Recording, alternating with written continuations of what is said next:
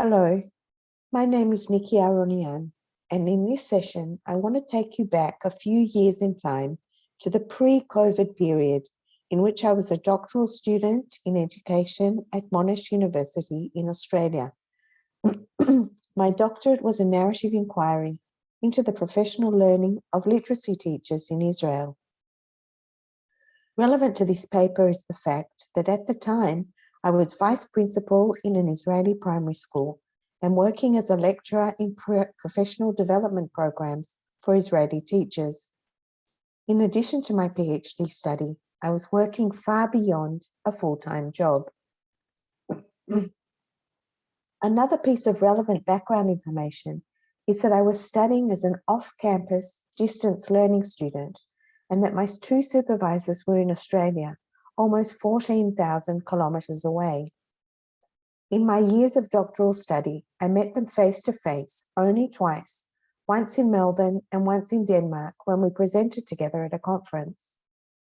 In this paper, I'll present parts of my writing story, which Richardson explains is a reflective narrative which critically grapples with the writing process. The internet is a central theme in my story. I want to share the role of information technologies and digital communication in reading, writing, and learning in my study.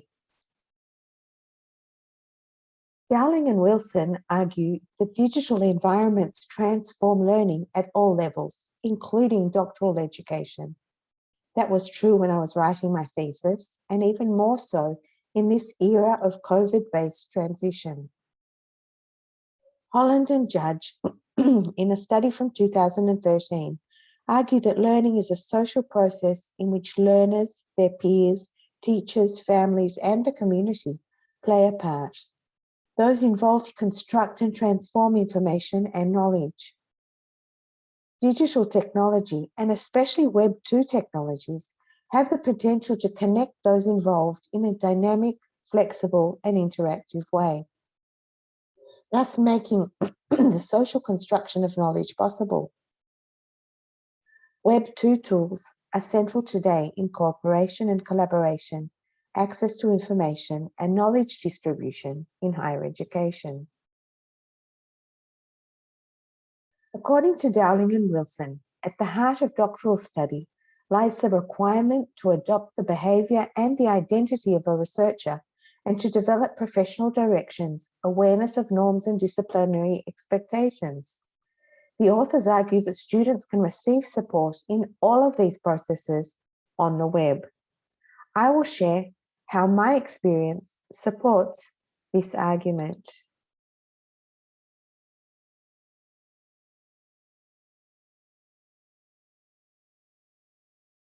Brown discusses the emotional burden of the PhD, and according to Cantor, one of the most common grievances of PhD students is the loneliness connected to doctoral research. Alongside research on loneliness, many studies describe how digital communication has entered all spheres of our lives and has redesigned how we teach, learn, and communicate.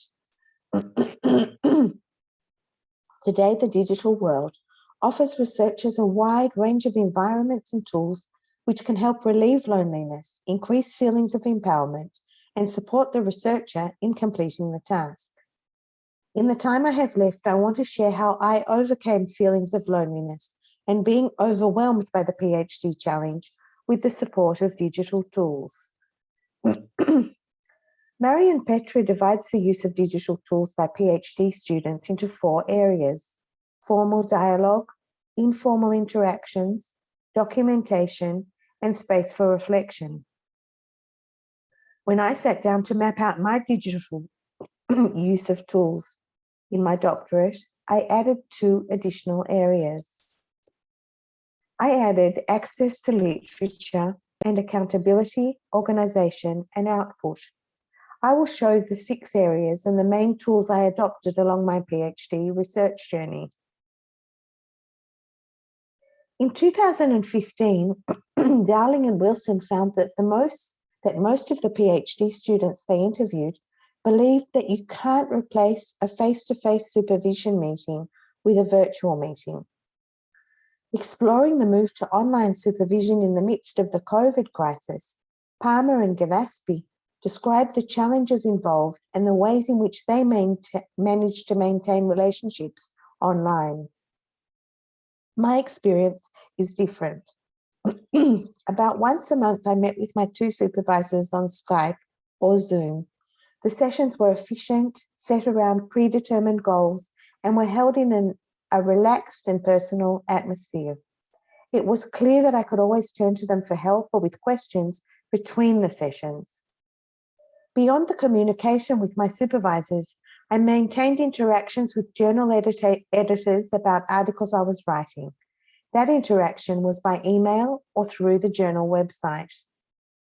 Occasionally, I made contact with other academics around the world, either by email, Twitter, ResearchGate, or blogs. This communication was always motivating and moving. Earlier, during my Master of Education studies, I opened and maintained a reflective blog connected to my writing. Here, for example, I reflected on my participation in a conference.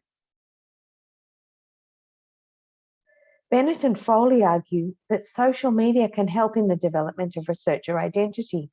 They explain that students can receive support, draw motivation, and fight loneliness. I read and responded to a regular circle of blogs and actively participated in a community of PhD students on Twitter. I felt a part of an international community and met researchers whose work was relevant to mine. Beyond that, I identified with the struggles and triumphs of other students, as they did with mine.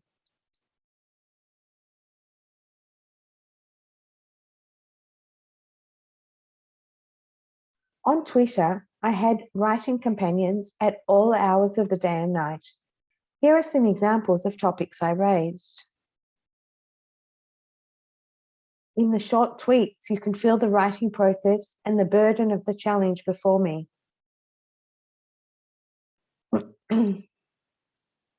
A central tool was my reference manager EndNote, which I received from the university. Additional tools for note-taking, free writing, and file sharing were Evernote and Google Drive. As a qualitative researcher, my research journal was at the heart of my practice. The journal was divided between a paper notebook and Word documents. In the past, my blog also served this function, but as I progressed in my study, I felt less comfortable sharing my unpolished reflections. Bennett and Foley call this fear of exposure.